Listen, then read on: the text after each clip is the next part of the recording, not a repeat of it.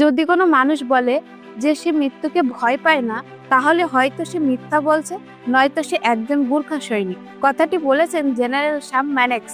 তবে কিভাবে মাত্র একটি খুরকি হাতে নিয়ে এই গুর্খা সৈনিক 40 জন পুরুষের সাথে লড়াই করেন এবং একটি মেয়েকে গণধর্ষণের হাত থেকে বাঁচিয়েছিলেন, সেটি জানার আগে এই ভিডিওটি বানাতে আমার অনেক পরিশ্রমের প্রয়োজন হয়েছে। তাই আপনাদের কাছে অনুরোধ, ভিডিওটি শেষ পর্যন্ত দেখবেন। ঘটনাটি ঘটেছিল 2 সেপ্টেম্বর 2010 সালে। বিষ্ণু শ্রেষ্ঠ মৌর্য এক্সপ্রেসে ভ্রমণ করছিলেন। জানালার সিটে বসে প্রাকৃতিক দৃশ্য উপভোগ করছিলেন। ঠিক তখনই ট্রেনটি পশ্চিমবঙ্গের ঘন জঙ্গলে প্রবেশ করে। 35 বছর বয়সী প্রাক্তন গোর্খা সৈনিক গোর্খা পদাতিক বাহিনীতে নায়ক হিসেবে তার পদ থেকে অবসর নেওয়ার সময় বাড়ি ফিরছিলেন। তার বাবাও একই বাহিনীতে একজন সৈনিক হিসেবে কাজ করেছিলেন, কিন্তু বিষ্ণু জানতেন না ট্রেনটির ভিতরে পরবর্তীকালে কি ঘটতে চলেছে। মধ্যরাতের দিকে ট্রেনটি হঠাৎ থেমে যায় এবং সশস্ত্র ব্যক্তিরা বিভিন্ন দিক থেকে প্রবেশ করে। তাদের মধ্যে কেউ কেউ যাত্রীর ছদ্মবেশে এসে সহযাত্রীদের ভয় দেখাতে শুরু করে। ছুরি, লাঠি এবং তরবারি দিয়ে তাদের লুটপাট করে। এই 40 জন ডাকাত ট্রেন যাত্রীদের মুখের সামনে ছুরি নাড়িয়ে মানি ব্যাগ, গয়না, ল্যাপটপ থেকে শুরু করে ঘড়ি পর্যন্ত চুরি করেছিলেন। হঠাৎ চিৎকার আর দৌড়ের শব্দ শোনা গেল, যেন কেউ তার বিছানার চাদর ধরে টানাটানি করছিল। সে উঠে বসলো এবং দেখলো তার পায়ের কাছে অনেক লোক দাঁড়িয়ে আছে। তার সমস্ত নগদ টাকা এবং মূল্যবান জিনিসপত্র ডাকাতদের কাছে দিতে বলে। চারিদিকে গোলমাল শুরু হলো। তারা যাত্রীদের কাছ থেকে গয়না, মোবাইল ফোন, নগদ টাকা, ল্যাপটপ এবং অন্যান্য জিনিসপত্র ছিনিয়ে নিতে শুরু করলো। কিন্তু ডাকাতরা 18 বছর বয়সী এক কিশোরীর দিকে মনোযোগ না দেওয়া পর্যন্ত বিষ্ণু চুপ করে রইল এবং তার বাবা মায়ের সামনে তাকে গণধর্ষণের চেষ্টা করে। এই মুহূর্তকে দেখে বিষ্ণু আর সহ্য করতে পারল না। সে উঠে পড়ল, তার খুকরি টেনে নিল এবং একজন সাহসী গোর্খা সৈনিকের মতো ডাকাতদের উপর আক্রমণ শুরু করলো।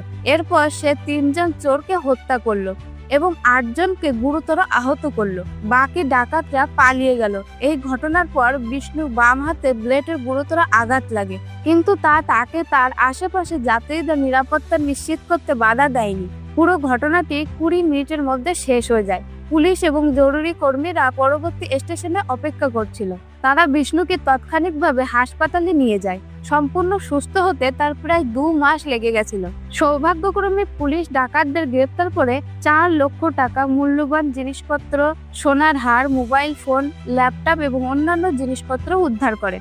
বিষ্ণু তার সাহসিকতার জন্য 2টি পদক, রূপায় খোদাই করা খুপরি এবং 50,000 টাকা সরকারের কাছ থেকে পেয়েছিলেন। সেই সাথে জ্ঞান সদস্যদের মাথায় থাকা পুরস্কারও পেয়েছিলেন। যে মেয়েটিকে তিনি বাঁচিয়েছিলেন তার পরিবার তাকে নগদ পুরস্কার দিয়েছিল, কিন্তু আমাদের সাহসী সৈনিক তা প্রত্যাখ্যান করেছিলেন। তিনি বলেছিলেন, যুদ্ধে শত্রুর বিরুদ্ধে লড়াই করা একজন সৈনিক হিসেবে আমার কর্তব্য, ট্রেনে ডাকাতদের সঙ্গে মোকাবেলা করা একজন মানুষ হিসেবে আমার কর্তব্য। স্পষ্টই বিষ্ণু একজন সত্যিকারের বীর এবং একজন সত্যিকারের গোর্খা সৈনিকের চিহ্ন।